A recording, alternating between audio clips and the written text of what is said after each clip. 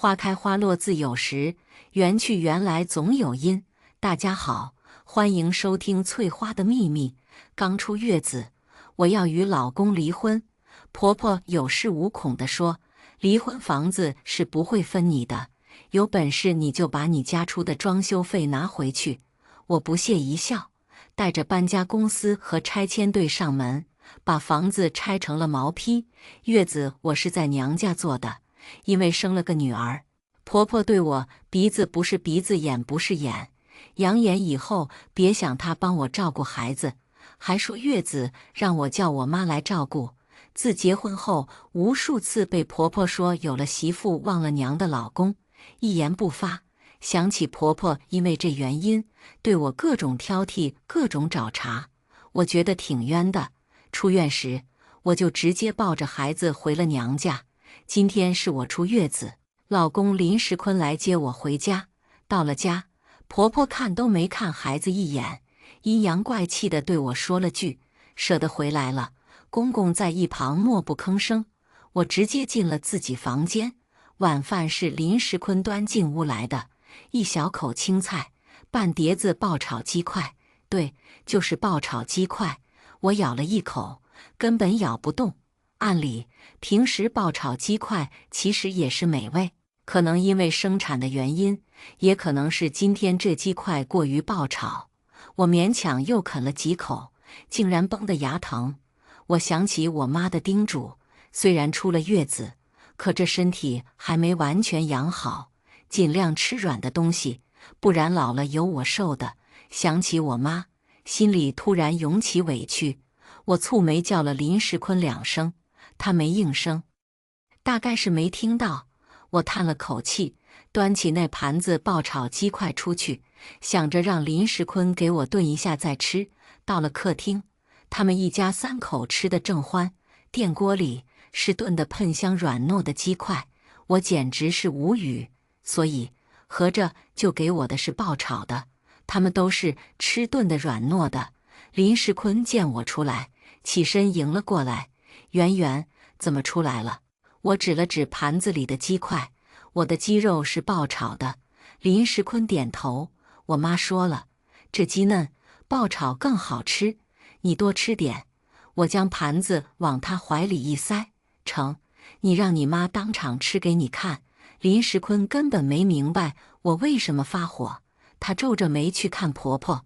婆婆冷哼一声，起身从林时坤手里拿过鸡肉，直接倒进了电锅里。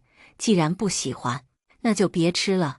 我看着电锅里厚厚的辣椒，问林时坤：“你晚上打算给我吃什么？”林时坤的眉头皱得更紧：“圆圆，你是不是太矫情了？我妈辛辛苦苦的给你做了鸡肉，你不肯吃，如今又来问我给你吃什么，你这不是为难我吗？”我那颗已经逐渐变凉的心，此刻似乎被挖空了一片，漏了个大洞，有风穿堂而过。前2日，林时坤还在和我说，等以后孩子大点了，他就让他爸妈回老家，还用等什么以后？我突然就没了争执的力气，回了房，就着那几口青菜合着泪，将那碗白米饭吃了。次日一早，家里来了不少亲戚。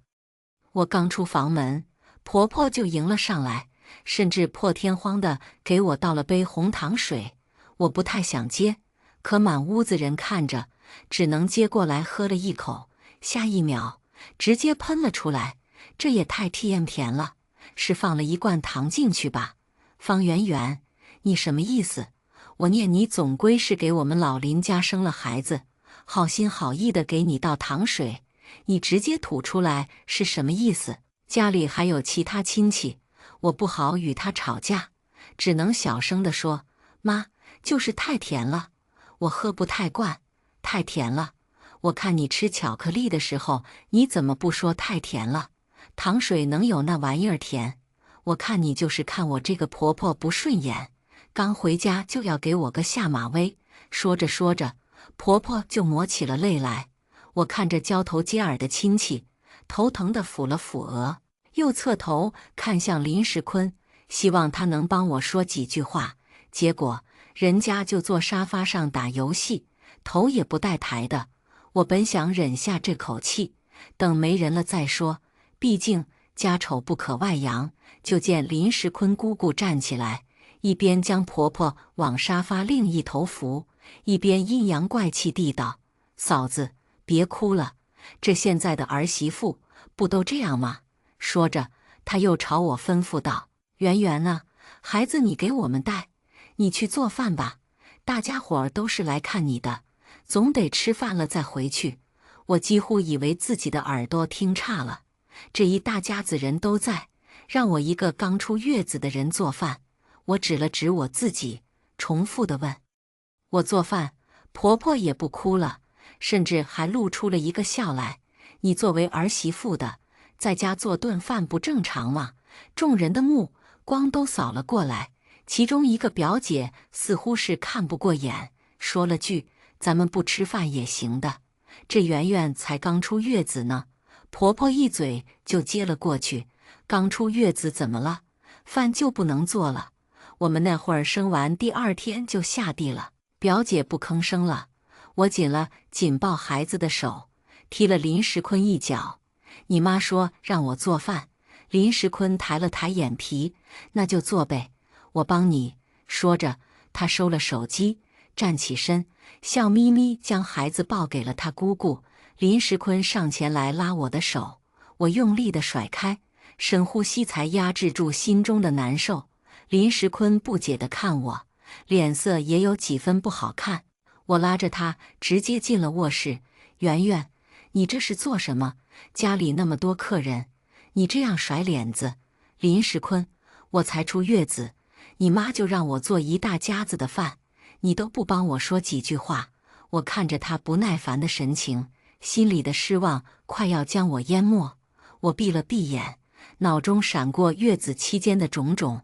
林石坤听他妈的话，还信誓旦旦地说这都是为我好。还有林石坤因为他妈妈一句女人坐月子不能受凉、不能吹空调的话，就将我房间的遥控器悄悄地藏起来的奇葩事件。其他的还有什么晚上孩子哭了，他只会冲我发脾气，怪我没带好，自己却看也不看一眼，诸如此类，很多很多。圆圆，都是亲戚，妈也是给你机会，让大家看看你的贤惠。林石坤还在极力劝说：“再说，我也会帮你的，你只需要做做样子就行了。”这一瞬间，我无比的肯定，当初就是瞎了眼了。我冷笑：“林石坤，什么叫帮我？还你妈给我的机会，你干脆和你妈过日子算了。”说完，我推开门，重新进了客厅。客厅里，婆婆见我出来，挑衅似的笑了笑：“圆圆，你看看你这孩子，脾气真是大。我就提个建议，你还甩上脸色了。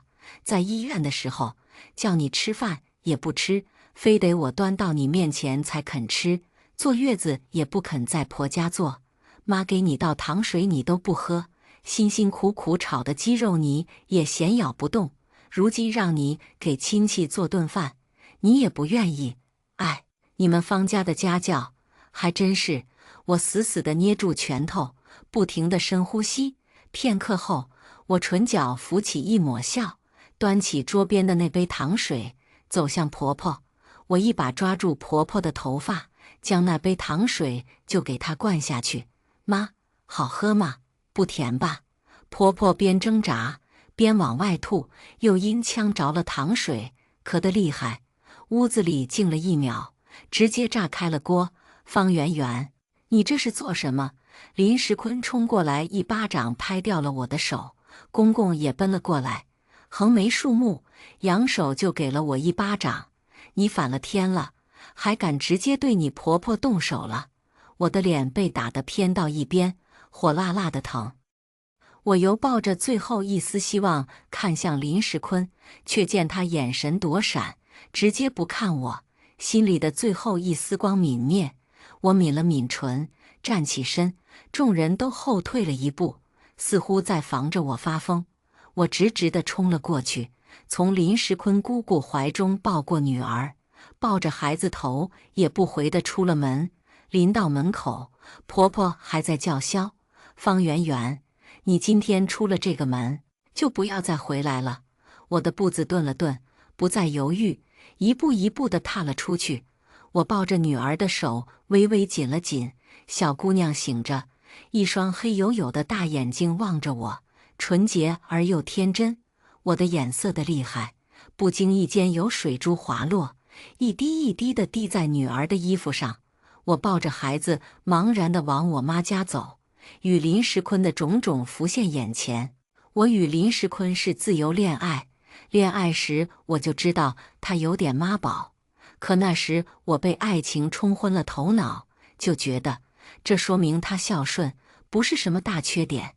再说，我可是打算好好孝顺公婆的，这点小缺点就更不是问题了。结婚后开始，我也是把婆婆当作亲妈对待，什么都想着她，念着她。可这份心，在婆婆不停的挑剔中，一日一日的变冷。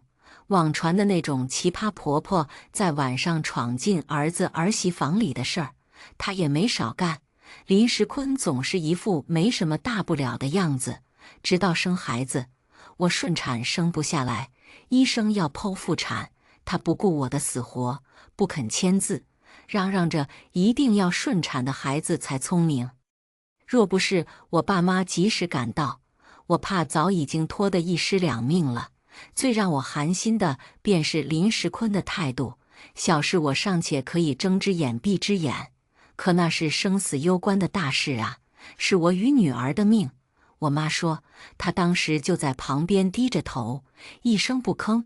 至于之后我回娘家坐月子，她更是和公婆一起上我妈家闹了好一场。想起此番种种，我的泪落得更急了。当我妈知道我回去不过一天就闹出了这样的事，顿时跳脚，这日子没法过了。老方，抄家伙，咱们打上门去。我爸安抚地拉住我妈，行了，咱们是文明人，不能这样粗暴地处理。说完，他转头看我，这日子你还打算过下去吗？我毫不迟疑地摇头，这一桩桩一件件都让我对这份婚姻和这个男人失去了信心。想想以后这么长的人生，我觉得不寒而栗。然后我爸直接带着我去派出所报了案，故意伤害罪。很快，林家一家人都被带到了派出所。婆婆一见到我就破口大骂：方圆圆，你个丧门星，你欺负我还不算数，还弄虚作假的报案，我打死你！说着，他就往我身上扑。警察拦住了他，一顿呵斥，才算是安静下来。当警察询问经过时，婆婆第一个站起来，说我拿着红糖水灌她。警察看向我，我摸了摸脸上的红肿，平淡地叙述了事情的经过。他有打你吗？警察问婆婆。婆婆到底不敢撒谎，摇了摇头。我爸开了口，可是我女儿的脸都被打肿了，可怜她生孩子在鬼门关走了一趟，这才出月子呢。我明显看到警察眼中一闪而过的怜悯之色。最后的结果，公公被拘留3日，罚款500，罚得不重，但足够出了这口气。我爸很满意。出了派出所，婆婆又要扑上来，我爸伸手拦住了她，指了指身后，派出所就在后面，你也要进去待几日吗？婆婆咽了下来，嘴里骂骂咧咧的，如同一只斗败的公鸡。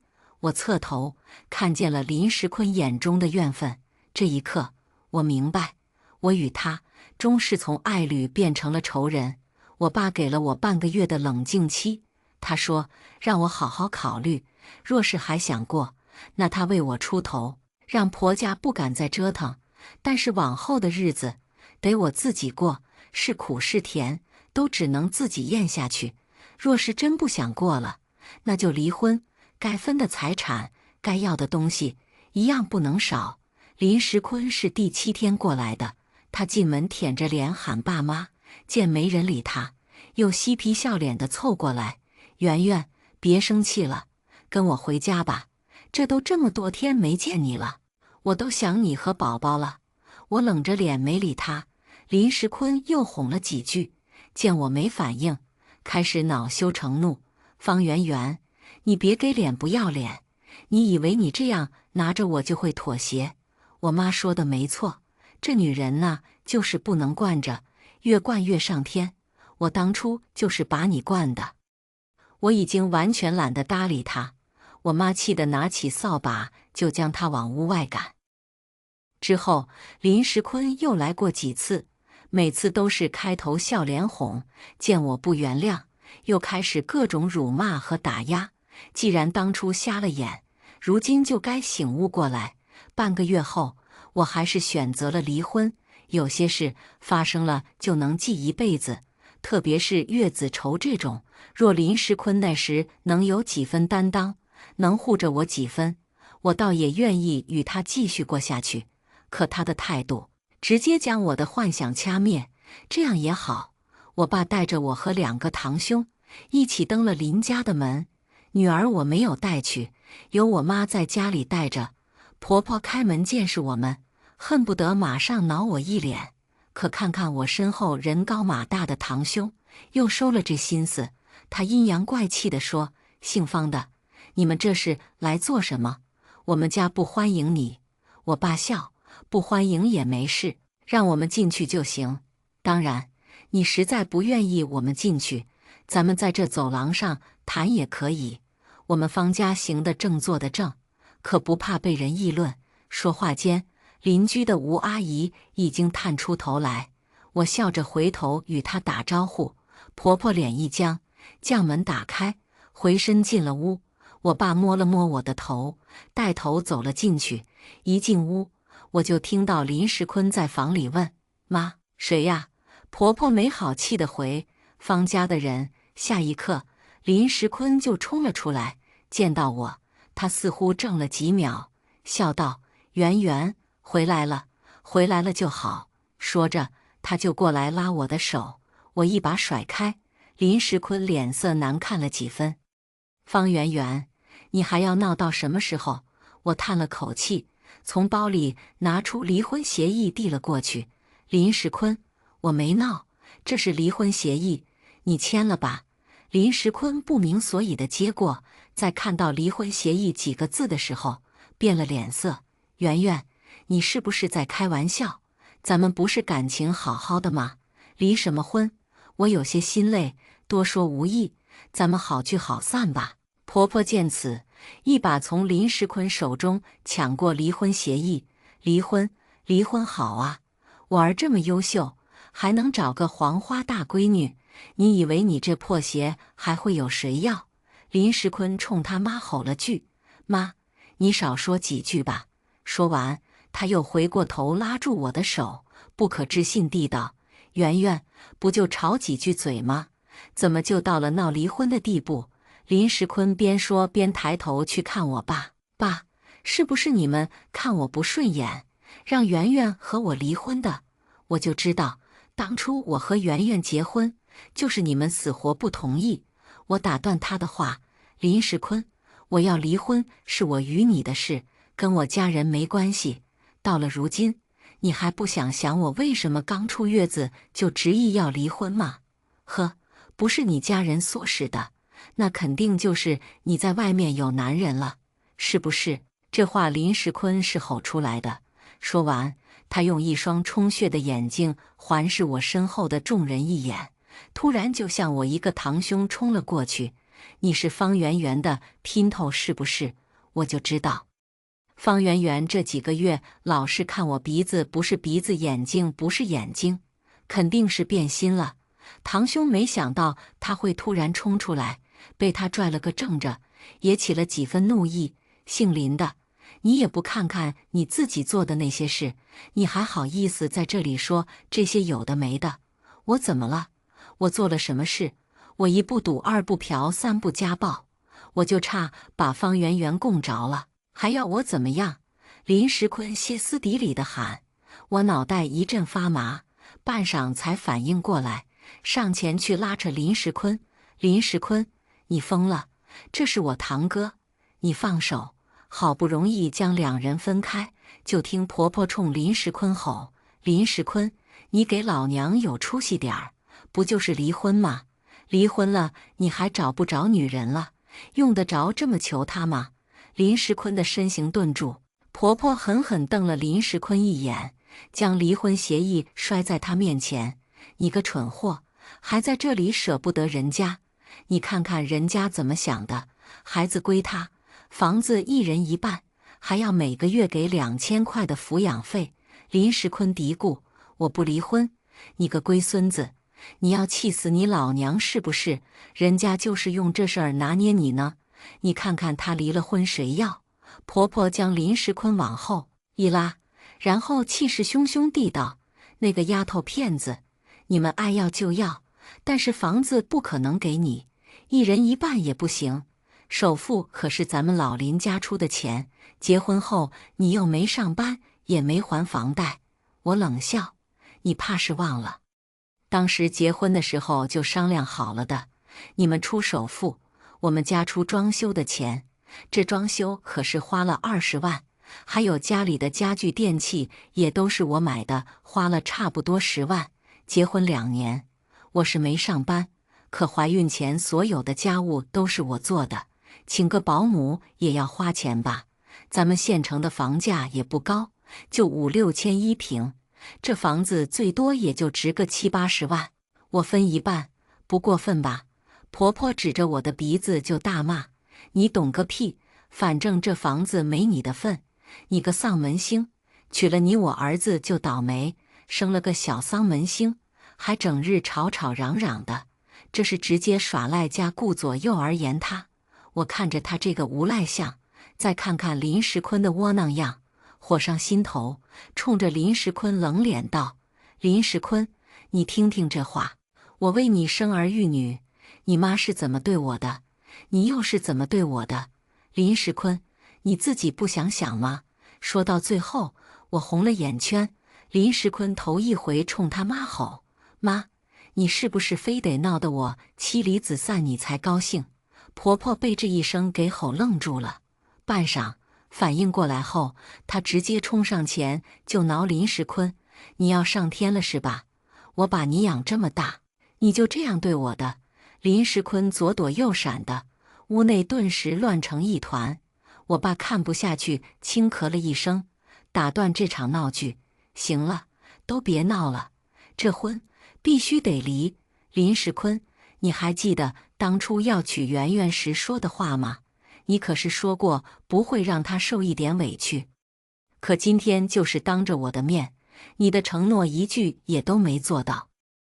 可想而知，我没在场时，我女儿过的是什么日子？婆婆还是那句话，婚可以离，房子你们别想。我爸也有些来气，不是我们肖想你们的房子，我们只是想拿回我们装修用的钱。婆婆极其嚣张地笑出了声：我们买的是房子，跟你们没关系，你们不是要装修的钱吗？那就把装修拿回去吧。另一边，林石坤跟个哑巴似的，一直低着头不说话。我爸脾气很好的一人，此时脸上也染上了怒气。见此，我便知道这钱肯定是拿不回来了，也不愿意做过多的纠缠。我伸手拉了拉我爸的衣袖，冲他摇了摇头：爸，算了，这事儿后面再说，咱们先把婚离了。堂兄皱眉道：圆圆，你别怕他们家，有我们给你撑腰呢。我摇摇头：哥，我知道，谢谢你们，我就是不想纠缠了，早点把事儿结了吧。婆婆见状，笑得更得意：方圆圆，你知趣就好。我按了按手机，平静地笑：你说我们想要钱，就把装修拿回去，是不是？是，有本事就把装修拿回去。我笑得更意味深长了：如此就好。说完，我转头问林石坤：我们下午就去离婚登记吧。林石坤红着眼眶看我，不说话。我闭了闭眼，微微侧了头，不去看他。林石坤不说话，婆婆倒是开了口：去，现在就去。林石坤，你现在就去把婚离了，看看他们敢不敢。林世坤还是不说话，婆婆推搡着她又重复了一遍。林世坤抱着头大喊：“去去去，我就去，如你的意，好不好？”说着，他如困兽一般站起身来。登记完，1个月后拿离婚证。民政局门口，林世坤拉着我的手，最后挽留：“圆圆，孩子还那么小，咱们不离了好不好？咱们搬出去住好不好？”我一点一点地掰开他的手：“这不是在哪里住的问题，是你态度的问题。在你妈一次次闹的时候，你指责我的时候，你沉默的时候，我的心就已经一点点地凉掉了。”林世坤的脸色一点点变白。我意味深长地问林世坤：“你下午在家吗？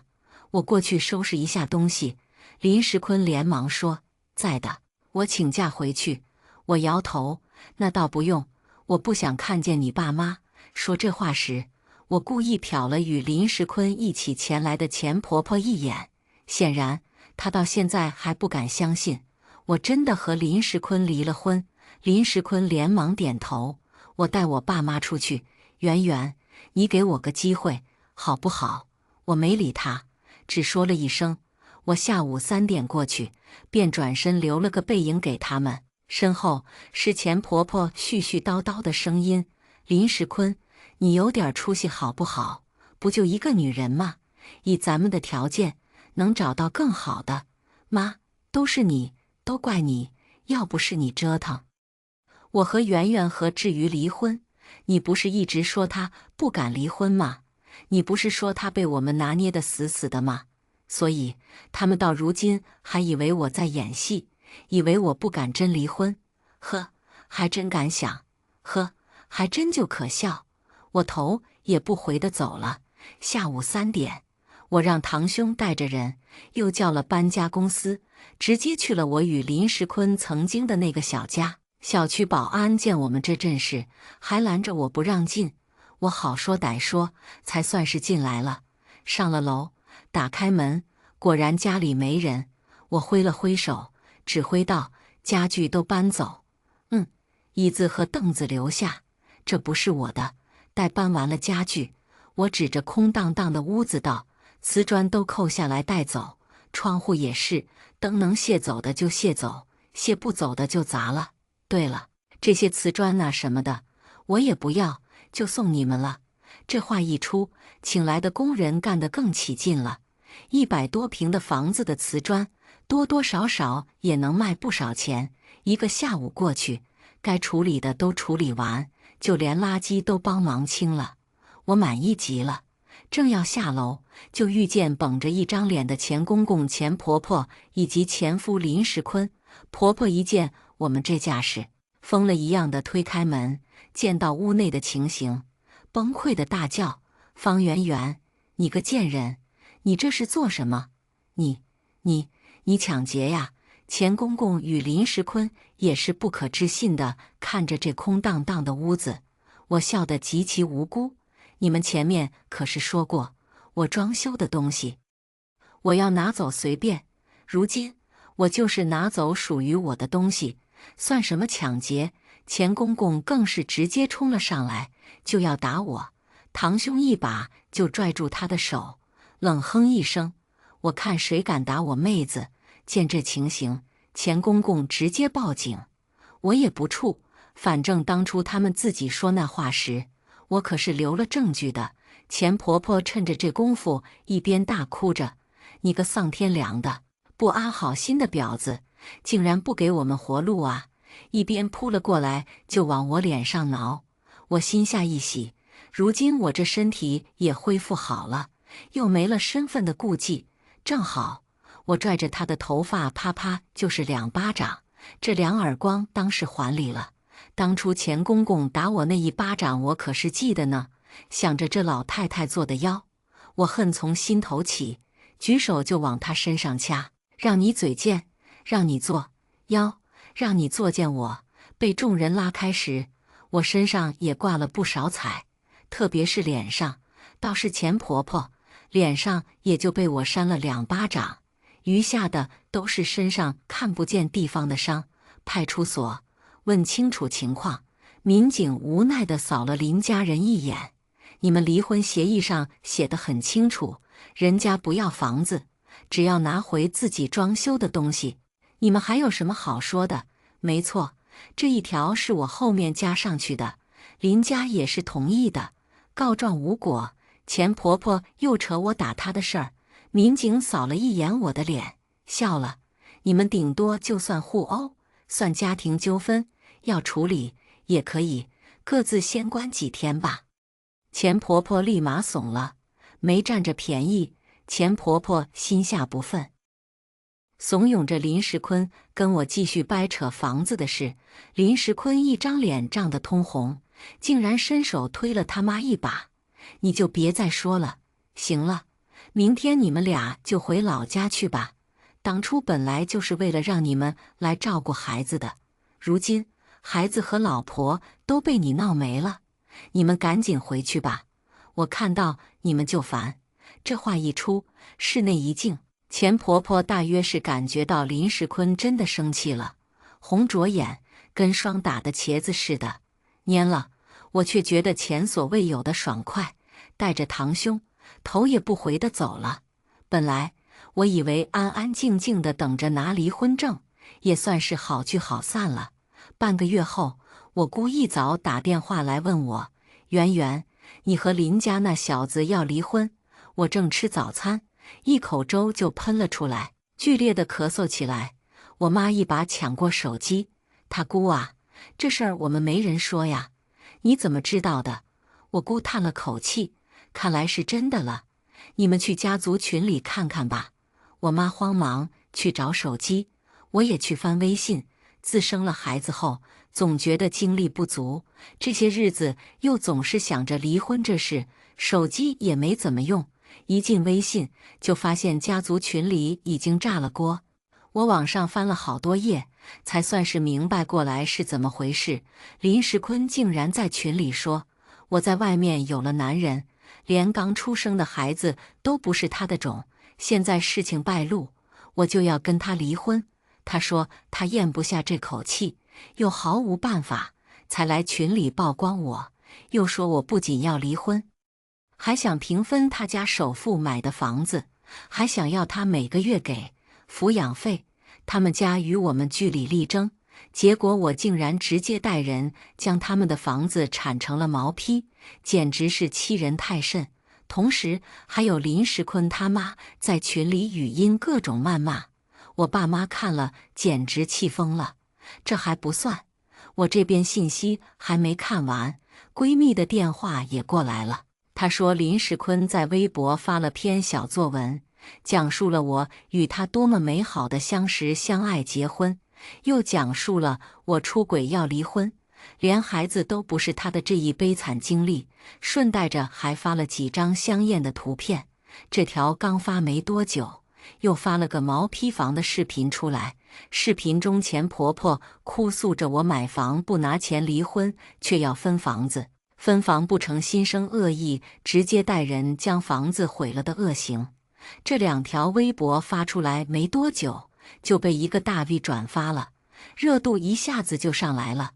我顺着闺蜜给的链接进去看了，浑身冰凉，想撕了林石坤的心都有。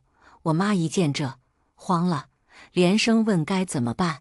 我爸到底要沉稳几分，马上打了律师的电话。我深吸一口气，压下翻涌的气血，将那些聊天记录与发文都一一截图保存。10分钟后，我爸电话结束，说律师说的，马上保存并记录，直接起诉林石坤，还说得去做个亲子鉴定。我点了头。这一天，越来越多的人打电话来问我这事儿，有好意提醒的，有闲着无聊打听八卦的，还有满怀恶意来看笑话的。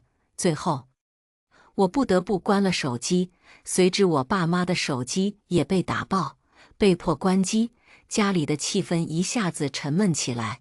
我看着为了我满面忧愁的父母，慢慢的冷静下来，寻思着反击的方法。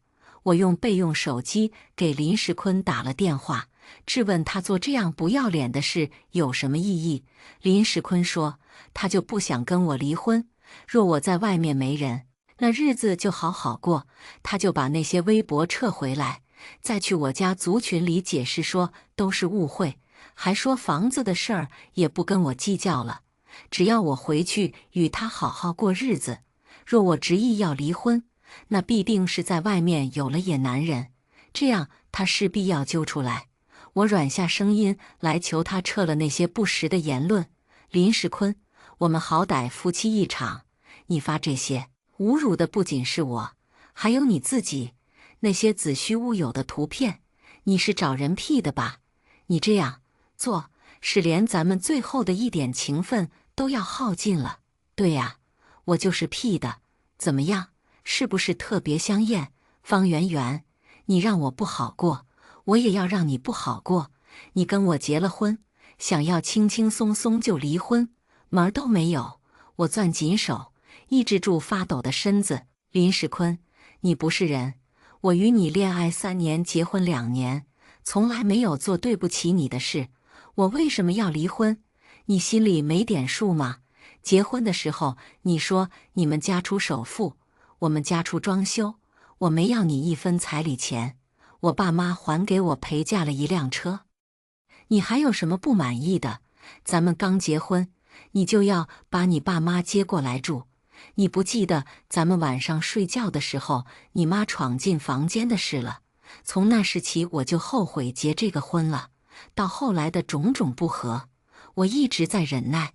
生孩子的时候，你们为了个顺产的孩子更聪明，这样无稽的理由，就不顾我的性命，不肯签字。我将这几个月来受的气如豆子般都倒了出来。林世坤沉默了。你说话呀，林世坤，这些难道我说错了吗？方圆圆，这都是些什么芝麻豆子大的事，值得你记这么久吗？芝麻豆子大的事，林世坤，你就告诉我，我说的这些是不是事实？你不是一直要告诉你离婚的理由吗？这些便是理由。心不可能是1日变凉了的，离开的决定也不是一下子做出来的。电话那端沉默良久，林世坤终于开口：你说的这些虽然是事实，可是圆圆，我真的不知道你会在意这些小事，算我错了吧？我给你道歉，你回来，我们好好过日子好不好？林世坤，你凭什么认为我还会原谅你？挂断电话，我看着手机里的录音，轻舒了一口气。若不是为了这录音，我也不至于软声去求他。现在我只觉得看他一眼都恶心。之后我花了整整1周，将我与林世坤这些年的点点滴滴都整理出来，也将结婚2年来与婆婆发生的矛盾，以及林世坤让我心凉的态度，都一一的写了出来。配上图片和女儿与林世坤的亲子鉴定书，更是将前面去婆家商议离婚事宜时的所有录音和今日的录音都剪辑成短视频，还在视频里晒出了当年装修房子时的账单，并附上一份律师函，然后发了微博。按了前面帮林世坤转发的那个大 V， 我又私底下和闺蜜打了个招呼，让她帮忙转发。毕竟他也是个有着几十万粉丝的小网红，一旦激起千层浪，网络平台炸了锅。经过1周的发酵，这事儿成了当地热点。原来中立的全部都站到了我这一边，原来骂林世坤的骂得更狠了，原来跟着林世坤一起骂我的，在蒙圈过后直接反击，将林世坤骂了个狗血淋头。更甚者，有人将我的图片和视频录音都搬去研究了一番，证实没有后期。又有好事者将先前林世坤的照片挖出来，证实有 P 图的痕迹，谁真谁假，一目了然。林世坤被骂得抬不起头来，不停地打我的电话，见我不接，又发信息求我删了那篇微博，撤了律师函，说再也不敢了。我只回他一句：明日民政局见面再聊。次日，我在堂兄的陪同下去了民政局。林时坤倒是很准时，就是整个人显得又邋遢又憔悴。钱婆婆也跟着，这回神色也没那么嚣张了，倒是眼中透出几分恨意。我们还没开口，她就先开了口：“方圆圆，你个贱人，你在网上胡说八道什么？还不赶紧的将那些鬼话都删了！林时坤，你这是不想我撤销律师函了？”我不理钱婆婆，冷笑着看向林时坤。林时坤红着眼瞪着他妈：“妈，你闭嘴吧！折腾到现在，你满意了吗？”钱婆婆噎住，不吭声了。林时坤却转头哑着声对我说：“圆圆，我让我妈回老家，咱们不离，好不好？”我笑了，笑她的天真。她以为事到如今，在她做了那么多恶心事后，我与她还有回头路走。林时坤身后的钱婆婆嘴张得老大，一副不可置信的模样，但也没闹起来。想来这话林时坤早就与她说过了。虽然我已经并不在意他们的态度，可此时看着倒也挺爽的。被自己儿子赶回老家的滋味，想来不好受。我淡淡地道：“事已至此，走吧。”林时坤不动。我挑眉：“你不想我删微博了？”林时坤丧着一张脸跟我进了民政局，拿了离婚证出来。林时坤一直望着我不说话，很深情的样子。我嗤笑，听他妈话房子不给我分毫的时候，怎么没见他深情？在网上造谣诋毁我的时候，怎么没见他深情？给我泼脏水逼我就范时，怎么没见他深情？圆圆，看在夫妻一场的份上，求你删文撤了律师函好不好？我如今连门都不敢出了，一出门大家就用异样的目光看着我，背地里悄悄骂我。我就想起林时坤刚开始在网上发这些时候，我不也经历过这些吗？你去网上发一篇公开给我道歉的文，将所有的实情说出来，然后承诺以后不再会因为任何事污蔑我，我便删了微博。我淡淡地道：“你个贱女人，你好黑的心肝！当初商量离婚的时候，你竟然录了视频，你个天杀的！你就是专门来坑我儿的！”钱婆婆的谩骂声不绝于耳。我皱了皱眉，扬扬手中的手机：“我可是录了音，就你这些话，我可以告你们诽谤。”钱婆婆立马住了嘴。林时坤颓丧地应了我：“好，我去道歉。”当晚，林时坤真的发文道歉，解释事情的真相。我也守承诺地删了当初的那篇文，并新发一篇，说明我与林时坤的约定。当然，律师函是没有撤的，毕竟我又没答应撤律师函，又不是小孩子了。一句不是故意的，我错了，就能将所有的事都接过吗？2天后，网络上又发生了件有趣的事儿。有个网友扒出林时坤在与我离婚前，带着个年轻女孩去了酒店，还不知道从哪里扒出了入住记录。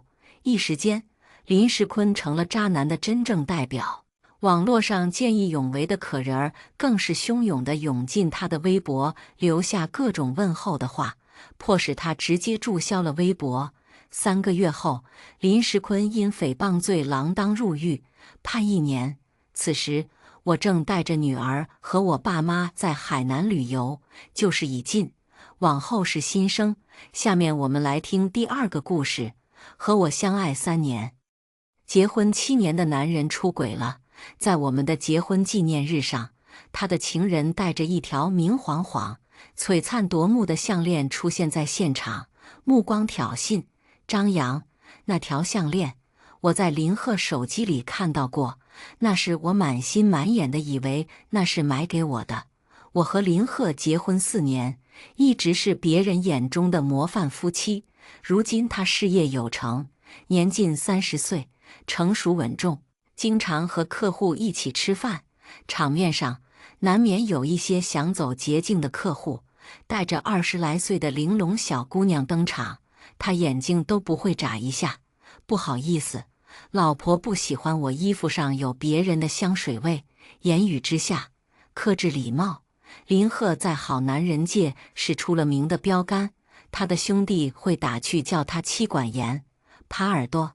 我的朋友整天都会追问我，婉玉婉玉，怎么追林鹤这种好男人？7年，日日甜蜜，很少分离。我曾以为我们会一辈子恩爱幸福。床头柜上的手机又响一次，我走过去，拿起，密码是我们初见的日期，0214，情人节。那天他失魂落魄走在雨中，我给他递了一把伞。微信里挤满工作上的消息，一直在想的是一个小猫头像的人。点进去，公事公办的口吻：林总，这次的饭菜还合您口味吗？林总，下次有机会再请您吃个饭。林总，很高兴和您合作。在网上翻，已经没有，应该是某个厂家。我没太在意，正想关手机，状态栏跳出一条新消息：您的包裹正在快马加鞭中，林鹤极少网购，家中的一切生活用品置办，他穿的、用的全都是我在负责。我来了兴趣，点进一条价值5万的项链，真是不便宜呀！细算下日子，半个月后就要到结婚纪念日了，都老夫老妻了，还搞这些浪漫。我压住心里的悸动，全然没注意到林鹤已经出现在我身后。老婆，在看什么呢？我回头，他头发微湿，俊朗面庞洋溢着宠溺。这张脸，我看了7年，越看越喜欢。他瞥了眼手机，屏幕还停留在那个厂家的自话自说中。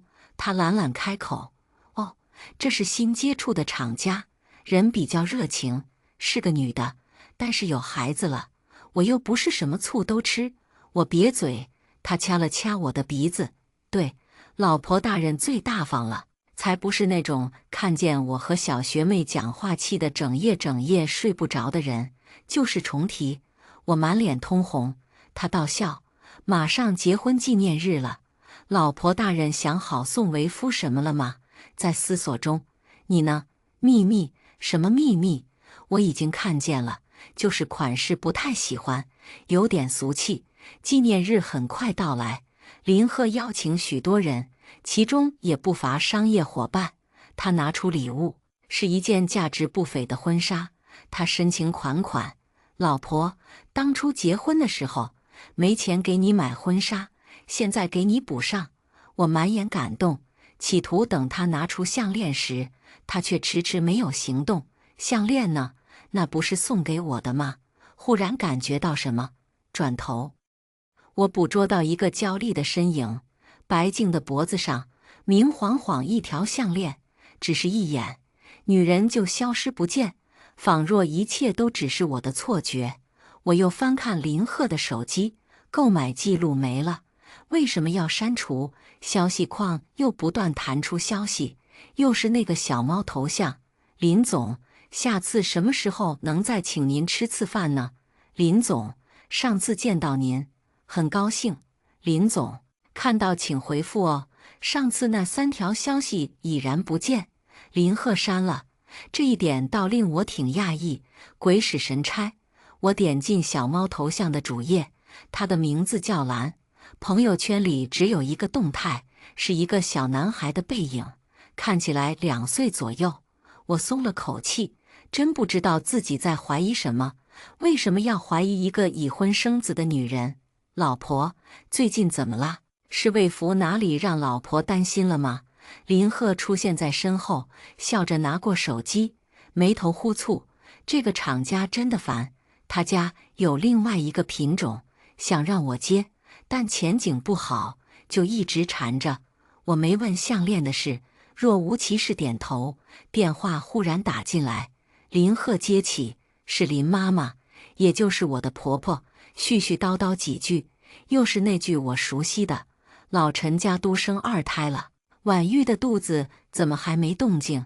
林鹤看我一眼，道：妈，生不生孩子是婉玉的自由，况且我们现在还年轻，年轻，都快30了，还年轻，等她愿意生，都拖成高龄产妇了。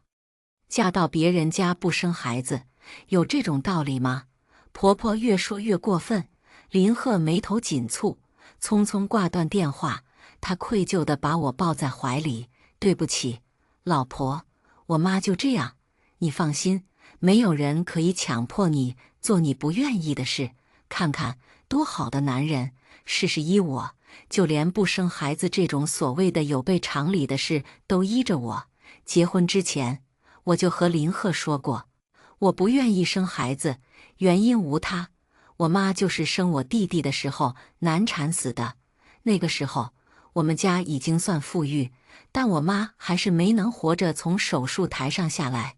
这些年，婆婆3番5次教育我，女人就该生孩子，女人如果不生孩子，为什么要结婚？甚至有一次，婆婆竟然说我不愿意生，有的人愿意给林鹤生，不知道的还以为家里有皇位继承呢，怀里是熟悉的洗衣液香。我抬起头，林鹤，我们生一个孩子吧。她眼里没有亮起欣喜，先愣后惊，旋即反应过来，好啊，老婆大人终于要给我生宝宝了。她落下一吻，脑海里又闪过那条价值昂贵的项链，莫名的，我偏头躲过她的吻。半夜，林鹤接到一个电话，他悄声回句：好的，马上到，马上到。到哪里去？以前他再晚出门，我都不会怀疑他，只会担心他晚上出门安不安全，怀疑一旦产生，那这个人做什么都可疑。凌晨2点，我叫了辆出租，跟着林鹤的车，一路抵达酒店。很少见他来这个酒店，他惯去的酒店是另外一家，因为那家的甜点我喜欢。他陪完客户，总喜欢给我打包带回来。封闭的包间大门隐隐约约透露出一些声音，似乎都是男的。我正想挨近点听，小姐，麻烦让一下。传菜员路过，门骤然推开，包落在地上，发出声响，齐刷刷的眼睛看向我。我暴露了，里面加上林鹤一共5个男人，我都认识，是他的兄弟。看见我，众人皆是一愣，旋即反应过来，热切地叫着嫂子。林鹤走过来，没生气，很平静。这么晚了，你怎么过来了？我笑着拿出一瓶酸奶。你胃不好，我怕你喝了酒又不舒服，从家里带了瓶酸奶。他接过，眼神忽明忽暗，身后响起羡慕的唏嘘声。谢谢老婆，老婆真好。既是兄弟局，我也不好再待下去，随口说了几句，我便走了。刚出酒店，一摸包，钥匙不在，应该是刚刚落地上了。我又原路返回，包间门半开，我的钥匙在门外不远处，弯下腰捡起，就听里面传来激烈的声讨：哎，林哥，嫂子怎么看你看得那么严啊？是宋晨。当初他一脸艳羡说林鹤真幸福，有我管着。对呀，我听阿姨说她还是不愿意生孩子。是小钟，当初他劝林鹤生孩子有什么好的，一大堆事情，二人世界不好吗？不生，女人的天职不就是生孩子吗？真不知道他在矫情什么。这个声音，7年，我听了整整7年。耳鬓厮磨，我死也不会忘记。此刻，用着冰冷的语气，句句扎在我的心上。明明结婚前是他信誓旦旦地告诉我，他也不想要孩子，只想和我过2人世界。原来，我以为的恩爱两不疑，只是镜花水月。我忘记怎么出的酒店，傍晚的冷风灌进身体，一寸一寸变冷。忽然，手机跳出一条陌生电话的短信：宋小姐，明天见一面吧。金河路的小树咖啡店。直觉告诉我，这个人是林鹤的情人。第2天，我早早赴约，林鹤一晚上没回家，我一晚上没睡，神经紧绷得像张满弓，一直到中午，女人才姗姗来迟。她很漂亮，明艳娇丽。我扫过她雪白的脖子，空空荡荡。下一秒，那条昂贵的项链扔在桌上，女人怒气冲冲：“靠，下头男，竟然买个假货给老娘！”我愣住，那真的呢？真的在谁的脖子上？女人叫楚淼，据她所说，她是林鹤出差时认识的，酒吧一夜情。她家在玉城，1个月前为了林鹤来到锦城，现在住在宝珠酒店里。林鹤除了上班、商谈，多数都在家。除了兄弟局我不会参与，同学局他都会带上我。可以说，我占据着他的大多时间。仅仅只是一次出差，他就出轨了。听完我的发言，楚淼嗤笑：“姐姐，你太天真了吧？有些男的下楼扔个垃圾都可以打一炮，出差3天出个轨不过分吧？”我颤着声音：“这1个月，他几乎天天都在家里。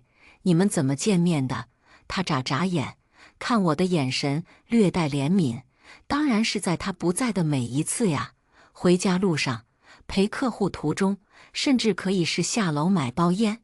林鹤挤出来的每一分每一秒都给了眼前这个年轻漂亮的女人。”楚淼叹道：“他信誓旦旦跟我说要离婚来着，结果是个抠搜男呢。而且看起来你们感情不错。”我拿起桌上的项链，细看之下，和真品没什么区别。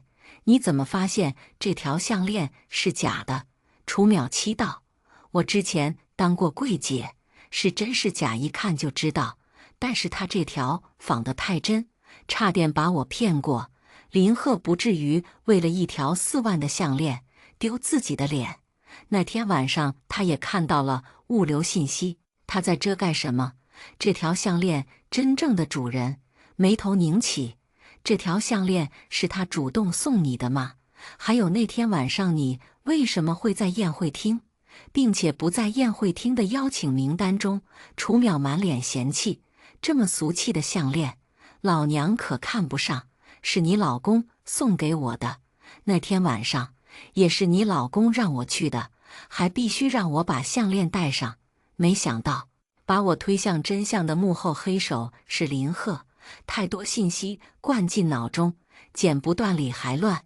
楚淼又丢出一个重磅信息：“对了，姐姐，忘了告诉你，这条项链需要签订协议，一生只能购买1次。所以你明白为什么他给我的是假货了吗？”“明白了，彻底明白了。”林鹤怕我看出来是假货，但更怕我发现项链真正的主人，所以他牵引着我把矛头指向楚淼。可他万万没想到，楚淼曾经当过柜姐。林鹤呀林鹤，那到底是怎么样的一个女人，值得你这样费尽心思保护她？思路捋清，我抬起坚定的眼眸：“楚淼，我们做笔交易吧。报酬呢？林鹤付出代价那天，你会得到你想要的。”楚淼很快同意，起身要走。过我身边时，我淡笑道：“楚小姐平时都喷什么香水？”她奇怪这个问题，但还是扯扯衣服道：“苍水，气味还可以。”我目送她走出咖啡厅，打开手机，打出一行字：“帮我查一个人，叫楚淼。”那晚的跟踪到底是引起了林鹤的注意，连着几晚，他早早回家，带着鲜花。我问他是不是做了什么亏心事，他回：“因为老婆大人要给我生宝宝了呀。”晚上我们在厨房一起做饭，其实我不会做饭。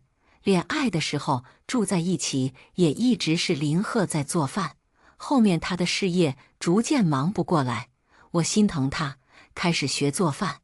这几年他鲜少下过厨房，这次下厨房，他也指责了2根菜：“好久没吃你的拿手好菜豆豉鲶鱼了，还挺想念。”林鹤从背后揽住我，声音慵懒：“太久没做，怎么做都忘干净了。改天去老宋那里偷2招，做给你吃。”老宋也就是宋晨。那晚的话又响在耳边，我轻声问林鹤：“我们在一起多久了？”他笑：“老婆，你是不是傻了？半个月前我们刚过完7周年纪念日。”对呀，7年了，过得好快。不快，我们会有第2个、第3个、第4个7年。不会了，这会是我们最后一个7年。我低声道：“林鹤，你会爱我多久？”他毫不犹豫：“当然是一辈子。那如果你骗我怎么办？”不得好死，手下的刀一下一下嵌进案板。好，那你不得好死。夜已深，林鹤正在睡觉。我打开手机，楚淼发来消息。我今天问他还有几个情人，他说还有一个，叫什么玲，长玲。对对对，就是这个名字。几乎眼前一黑，当那个玲字出来那刻，我几乎瞬间想到长玲。对于他，我不要太熟悉。给林鹤送早餐的人是他，为林鹤去听专业课的人是他，天天跟在林鹤身边写无数封情书的也是他。我和林鹤认识那天下着雨，他孤零零地走在路上，湿透。我递给他一把伞，他身后跟着的是同样湿透的长玲。时隔7年，没想到长玲这个名字再次出现，是以林鹤情人的身份。心缓缓坠下，我看向床上睡得正香的林鹤，想起他说很烦长玲，追他追的整个戏都知道，闹得沸沸扬扬。那么此时此刻，林鹤梦里是谁呢？是长玲还是楚淼？到此时此刻，我才终于发现，我一点都不了解这个男人。抽屉里放着一把水果刀，我轻轻拿出来，开鞘，明晃晃的刀刃在台灯下泛出细微的冷光。我举起刀，对准林鹤的脑袋，一刀下去，必将致命。你说的不得好死。下一秒，林鹤睁开眼睛，朦胧地望着我。老婆，你怎么还没睡？睡不着，就想看看你。我深情地凝视他，一层一层汗液从手心里冒出，脚往旁一踢，水果刀踢入床头柜。他把我拉上床，咕哝道：“感冒了，怎么出那么多汗？”我答非所问：“林鹤，你还记得长玲吗？”他的眼眸亮起又暗淡，怎么突然提他？早忘记了，是吗？当初他大张旗鼓地追你，你没有一点心动。他点点我的头，笑开花。宋婉玉，你是不是傻？我要是心动，现在跟我结婚的就是他了。对呀，所以你包养他，处心积虑保护他。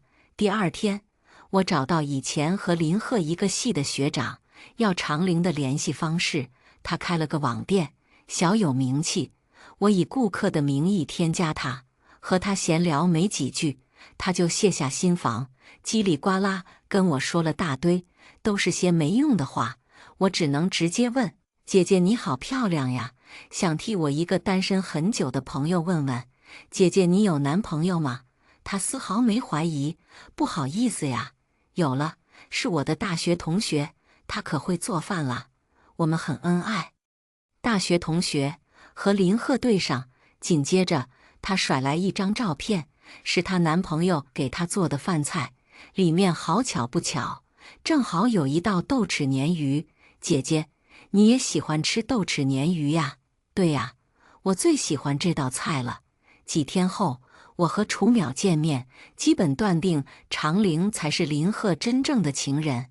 我查了他的行车记录仪，也跟踪过他，但次次无果。一个戴着帽子口罩的人坐在对面，我正疑惑，那人开口，没想到看起来温柔的宋小姐还会抽烟。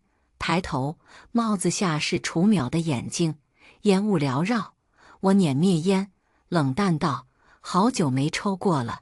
如果不是最近这些烦心事，我也不会抽烟。层层烟雾，就跟我现在的生活般。”我指指楚淼的眼睛边的一块淤青，林鹤打的。他眼神闪躲，怎么可能？我不小心摔了一跤，若有所思点点头。哦，看起来真的很不小心。楚淼没理我，拿出信封，喏，照片在这儿。长陵的日子很简单，要么逛街，要么在家。林鹤呢？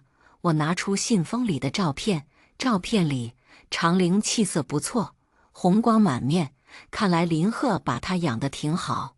林鹤没去找他？没去。我蹙眉，不可能。林鹤前天还出门了，他去找你了。楚淼眼睛转一圈，这几天他没来找我。我又反复看那些照片，有长陵下楼扔垃圾的，有他去逛街的，都没林鹤的身影。他的疑心竟然这么重，这么久都不去找长陵。楚淼凑近我，要不我说算了。我猛地看向他，什么算了？他灵动的眼睛滴溜溜地转。我的意思是，要不你就离婚算了，反正就算你抓到他出轨的证据，法律也不可能判他净身出户。我冷笑，万一他死了呢？楚淼被吓到，不至于吧？不就是出个轨吗？如果骗我，不得好死。林鹤自己说的。楚淼的眼神忽然变得很复杂，像是在看一个因为被所爱之人骗而精神癫狂的女人。我没理他，交代完继续跟着长陵后，拿着信封离开。林鹤晚些时候打电话告诉我，他今晚要谈客户不回家。我没回，从前在家无时无刻不盼着他早点回来，现在只觉那个家恶心。我坐在广场上，许多老年人带着小孩子出来玩。我突然想，如果我当初答应林鹤的妈妈生孩子，现在孩子估计也2岁多了。这样想着，身旁忽然坐下一个女人，她轻声向远处喊道：“明义，别跑太远。”声音实在温柔，又带着一股娇气。我不禁回头，是一张玉净透骨的侧脸，美得动人。她戴着金项链、金戒指，连耳环都是金的，浑身上下金贵逼人。女人注意到我，回头，不知道是我的错觉还是什么，她的目光在触及我面庞那刻，怔愣几秒。我看向远处正在荡秋千的小男孩。你的孩子吗？他点点头，2岁多了，真好。我感叹一句，如果我有孩子，现在应该也2岁多了。他眼神沉沉的，还没结婚吗？我摇摇头，结了，这是第4年。他妈妈一直让我生，他心疼我不愿意，他目光里有些许艳羡。我站起身，不过我准备要孩子了。他错愕抬头，为什么？他逼你的？不是。我摇头，满眼幸福。他对我太好了，好到我愿意为他去孕育一个生命。我看向远方的小男孩，笑。而且小朋友确实很可爱，不是吗？夜里，我伏在林鹤身上，热情非凡。林鹤，我们生个宝宝吧。难得的，一向在情事上不开窍的我突然迎合。林鹤兴致大起，也难得琢磨我为什么突然改变观念。酣畅淋漓过后，林鹤睡得正香，身体里的余热散去后，我独身到阳台，拿出药，干涩咽下。林鹤的血脉多脏啊！我才不愿意我的孩子流淌着他的血脉，只需要今晚1碗即可。林鹤还不会那么快跟我离婚，至少1年以内，因为我告诉他，我爸答应我，如果我有了孩子，可以考虑让林鹤接手家里的产业。这些年，虽然事业稳不起来，但他一直对我们家的产业虎视眈眈。钱嘛，不会有人嫌多。半个月后，楚淼带着厚厚的信封，还是一堆无用的照片。他伸出白嫩嫩的手，给点辛苦费吧。偷拍好辛苦的。我捻灭烟，最近抽烟的次数越来越多。多少？他比出一个50万，还真是狮子大开口呢。我淡笑，暂时没有那么多钱，等明天给你。不行，必须今天给我。他变得很激动，我这才注意到炎热的夏季里，他穿的长袖，领口处隐隐约约有一些淤青，又摔倒了。他眼神闪躲，与你无关。你就说今天能不能给，不给会怎么样？楚淼被我无所谓的表情激怒。我告诉林鹤，你什么都知道了，你暗中调查他，想把财产全都抢过来。我拍拍心口，佯装吓到，旋即捂住发笑的眼睛。楚小姐，你真的吓到我了。下一秒，我平静下来，转账过去，楚淼心满意足走了。我又去逛商场，逛着逛着，逛进一家母婴店，一个小男孩不小心撞在我身上，白生生的小脸煞是可爱。我温声询问：“小朋友，你叫什么名字呀？”他声音稚嫩：“我叫林明义。”我笑得更开心。好巧，我家里也有位姓林的人。下一秒，女人娇柔的声音由近及远：“明义，你怎么到处乱跑？”我抬头，和女人美丽的眼眸对上。微正，又见面了。他眼中亦是怔愣。林明义很快回到他身边，他问道：“好巧啊，又是你。”聊了几句，我得知女人叫阮秋，名如其人，柔美动人。阮秋出手阔绰，买东西不看价格，喜欢直接买。我便问起她的丈夫，她眼中闪躲、哀愁，还有一丝怨恨，却反问我：“你怎么来逛母婴店了？”我目光变得柔情，摸着平坦的小腹：“今天我去医院检查，我怀孕了。”“你怀孕了？”她眼中震惊，丝毫看不出替我欣喜。我笑得越发明灿灿：“对呀，阮小姐，替我高兴吧，这个孩子我盼了好久呢。你怀孕了。”桌前，林鹤反复查看检查单，眼中布满震惊，抬头看我：“老婆，这是真的吗？”“对呀，诊断书还能作假？”他强装着欣喜般，表情怪异：“怎么会这么快？”我环住他的脖子，因为我一刻都等不了啊，在这个房子里多一分多一秒，我都怕窒息。怀孕过后，林鹤对我体贴许多，无微不至，聚会什么都推了，一下班就回家里安安心心照顾我。婆婆知道后，高兴的嘴都快笑烂了，要上来照顾我，但林鹤很贴心的拒绝了。她抱着我，摸着我平坦的小腹，甜蜜蜜地问：“老婆，上次你提过的，岳父说你有了孩子就考虑把家里的产业交给我打理。现在……”我回头冷冷看她，这才刚怀孕没多久，你就这么着急吗？她神色慌乱一刻，又兀自冷静：“老婆，你说什么呢？我就是想给你还有孩子更好的生活呀，好一个冠冕堂皇。更好的生活，你死了，我才会过得更好。”我捧着林鹤的脸：“不要着急嘛，爸说了，现在胎还没有稳，等稳定后再谈。”他温柔抱住我：“我不着急，现在老婆大人和孩子才是最重要的。”我在他怀中，嘴角的笑容逐渐变冷。上次和阮秋见面，我加了他的联系方式，他的头像是一只可爱的猫猫。我打下一行字：“阮秋，有空喝下午茶吗？”这是我第3次约他，前2次他都以自己有事拒绝了。我想着，他毕竟是生养过的人，孕期诸多注意事项肯定都了解，便缠着他，问他许多，但他格外冷漠。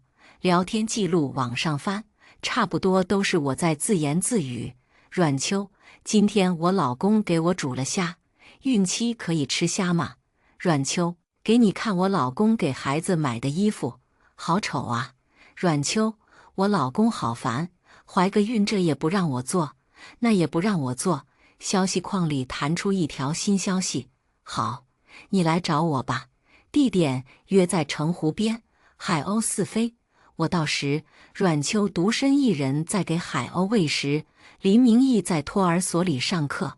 我注意到他脖子上有一条崭新的金项链，金贵逼人，忍不住发出艳羡：“阮秋，你的新项链好好看呀！”他的眼中升起一股细微的得意，又不作声地压下去。脸颊微红。我看明白，感叹还是你老公会疼人呀。他喂食的动作一愣，看向我，眼睛亮亮的。你和你丈夫吵架了吗？我叹息，没呢，只不过他管我管得太严了，这也不许，那也不许的。你知道吗？我前天晚上想吃杨洋家的肉包子，他肉不干净，结果下午他提着大包小包的食材回家给我做包子，结果没人家一半好吃。阮秋，你说他是不是好笨？阮秋拿着面包屑的手有些颤抖，垂下头，声音暗淡：傻归傻，但是他对你挺好的，不是吗？我忽然没了笑意。好吗？对我这样好，他还是出轨了。阮秋抬眸，脸色瞬间没了颜色。我静静看着他，但没关系，他只爱我，外面的女人玩玩而已，谁会当真？连个身份都没有，他如果死了，也瓜分不到一笔财产，真不知道那个女的图什么，你说是吧？阮秋没说话，脸白如纸，摇摇欲坠。回去的路上，我路过一个巷子，里面传来闹哄哄的声音，顺着巷子看去，几个男人发出哄笑，正围着什么。其中一个男人走到一边，得以看见地上奄奄一息的女人。楚淼，真是好久不见了。自上次问过我要50万后，他就人间蒸发一般。我走过去，人多欺少，不公平吧？男人们纷纷回头，目露凶狠。地上的楚淼也抬起头，绝望的眼睛在触及我那颗惊愕。闪躲，别管闲事儿，臭娘们！为首的男人挥挥手，像赶走一只苍蝇。我不怕死道，能问问他犯了什么事吗？他欠我们钱，还不上，活该被打。多少？50万，我给你们。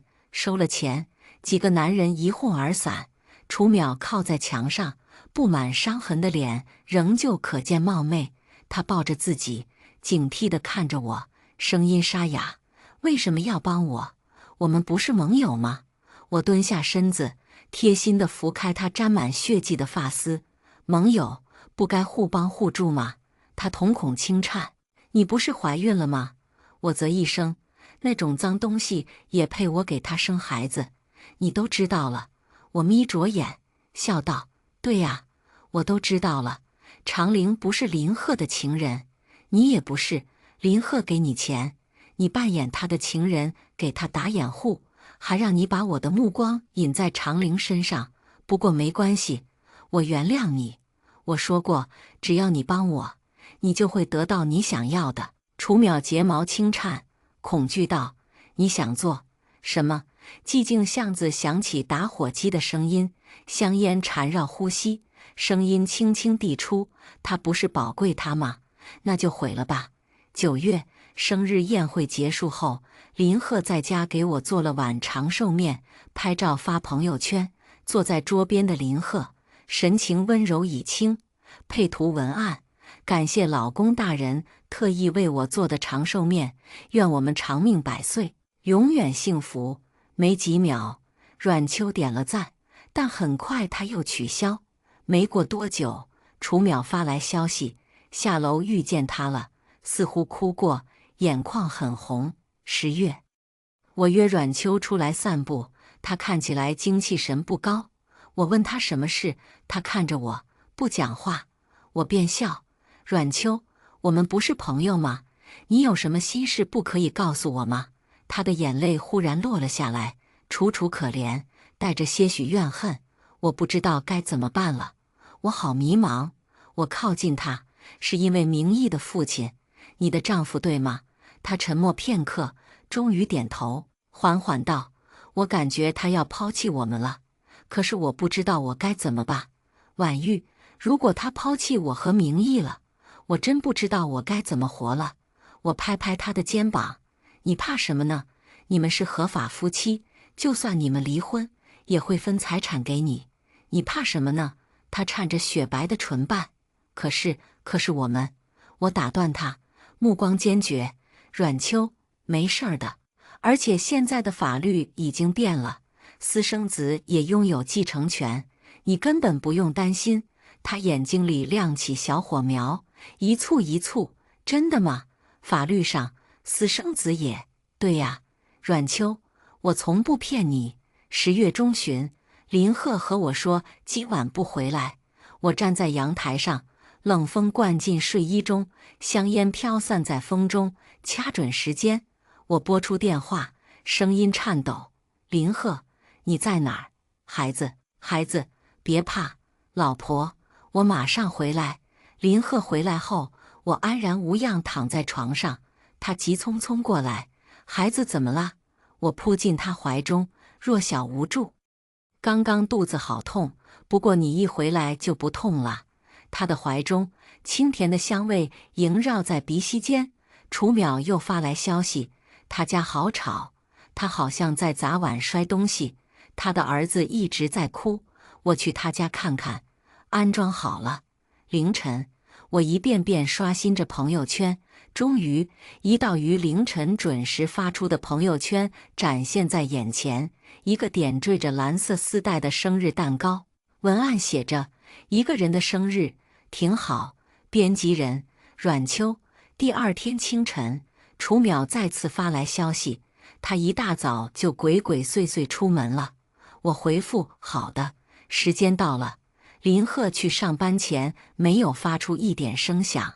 早餐做好放在桌上，锅里煲着中午的汤，冰箱上贴着小纸条：“不许偷吃哦，老婆大人。”如果一切都没发生，该多好！此时此刻，我应该满心甜蜜。可我看了眼，丢进垃圾桶。晚上，林鹤没有按时回家，打过去的电话无人接听。第二天早上，林鹤还是没回来，连着2个电话拨出去，无人接听。第二天下午，我接到警察局的电话：“您好，是宋小姐吗？您的丈夫目前在医院，林鹤没死，他如今躺在重症病房里。”靠着昂贵的机器，吊着一口气。他喝了农药，被发现在岸边，差点就没抢救过来。我在窗外看着他奄奄一息的样子，收紧拳头。警察的声音响起，我回头潸然泪下：“求求你们，一定要找出杀害他的凶手！我和孩子不能没有他。”我软倒在地上，警察连忙将我扶起。到审讯室，我对着镜头，泪眼婆娑，楚楚可怜。我不知道，那天他没回来，我以为他又出差了，给他打了电话，没太在意。结果第二天又给他打电话，一直没人接。我老公他很好的，他对我也很好，对待手下的人也很好。我实在不知道什么人会这样对他。警察交给我林鹤的一些东西。回到家，满屋子安静。我拿出林鹤的手机，密码不再是之前那个。我试着输入阮秋的生日，正确，那个小猫头像叫做蓝的厂家不在了。我在林鹤手机里面发现一个私密相册，1000多张照片，无一例外都是他，还有阮秋以及那个2岁的小男孩。再往前翻，变成阮秋和林鹤。再往前，只有阮秋。那么，故事是从什么时候开始的呢？林鹤曾是大学里名声旺旺的人物，他学识渊博，长相俊朗，拥有诸多爱慕者。长陵曾是最疯狂的一个爱慕者，可哪有怎样呢？林鹤心里始终有这样一个女神，叫阮秋，高岭之花，人人都想得到。他费尽心思，绞尽脑汁。阮秋始终看不上他，以及他贫寒的家境。阮秋出国那天，他失魂落魄走在路上，我给他撑伞，他抬头那刻，心里蓦然落下一粒种子。谁人不知宋婉玉，宋家小姐，财大气粗。终于，他和我结婚，得到启动基金，一步一步走到如今的位置。他也终于得以在同学聚会上风光出现，引起喧哗。阮秋也终于把目光落在了他身上。这些都是谁告诉我的呢？这个人还是林鹤自己推到我面前的。长陵3天之后，在婆婆撕心裂肺的喊声中，杀害林鹤的凶手浮出水面。楚淼拿着证据走进警察局，视频里是阮秋杀人的全过程。他非常冷静，静静睥睨着林鹤在地上抽搐的样子。待一起安静下来后，冷静地处理现场。可他到底还是于心不忍，不敢下太大剂量，留了林鹤一命。证据确凿，警察出警逮捕阮秋，在出境的时候抓到企图逃跑的阮秋和他2岁的儿子。他惊讶于警察的抓捕速度，但当证据甩在他面前时，他无话可说。而此刻，病房里，林鹤睁开眼睛，有了意识。我走进病房，这张脸曾经多英俊呀，如今躺在这里，消瘦如骨，苍白如纸，多可怜。他看见我，瞳孔收缩。我摸着他的眼睛、鼻子、嘴边，深情不一。你放心，杀你的人已经找到了，警察已经将他伏法。老公，幸好你没事，不然我和孩子可怎么办啊？我泫然若泣，拿着他的手让他感受小腹，然后靠近他的耳朵。你也配我给你生孩子？他瞳孔震颤着，呼吸开始急促。你以为我不知道，阮秋才是你的情人？你身上的香水味和他的一模一样，可真香啊！我拿出手机，故意大声说着：“老公，你看，这是我们孩子的照片，他现在还很小，还没成型。”手机里一幕一幕划过，都是阮秋和别的男人的亲密照片，好看吗？阮秋也曾这样在你身上渴求过吧？你的小白花，实际上就是个人尽可夫的烂白菜呢。我低低笑着，林鹤的身体颤抖得越来越厉害。最后，我靠近他的耳边，还有，其实林明义不是你的亲生儿子。他的嘴里开始冒出白沫，眼睛瞪大，死死盯着我。护士、医生一窝蜂冲进病房。片刻后，医生让我进去看他最后一眼。死不瞑目，真好。阮秋因故意杀人罪判无期徒刑。1个月后，我去探监，看到我牵着林明义那刻，他近乎癫狂，肮脏的话从嘴里钻出来，全然没有之前纯情小白花的样子，实属本性暴露。我笑着拿起电话：“我递给你的刀，好用吗？”他不停地拍着玻璃，旁边的狱警摁住他。我拉着林明义，温柔询问：“明义，告诉阿姨，我是谁呀？”阮秋听不到，但我知道他看得懂。林明义的嘴一张一吸：“妈妈。”那一刻，阮秋没了挣扎的力气，坠落在地。我摸摸林明义的头：“真乖，走，跟妈妈回家。”监狱外，楚淼百无聊赖站在车外，一见我，扬起眉眼：“走吧，回家。”路上，他问我：“姐，你和林鹤7年，你有过一刻心软吗？”我看向外面阳光璀璨的天，往日一朝一暮，如走马灯浮现在脑海中。我轻笑：“有什么好心软的？人生又不止一个7年。”今天的故事到这里就结束了。过去终将会过去，但故事已然成故事。您的点赞和订阅就是我更新的动力，期待您给出任何建议。我们下个故事不见不散。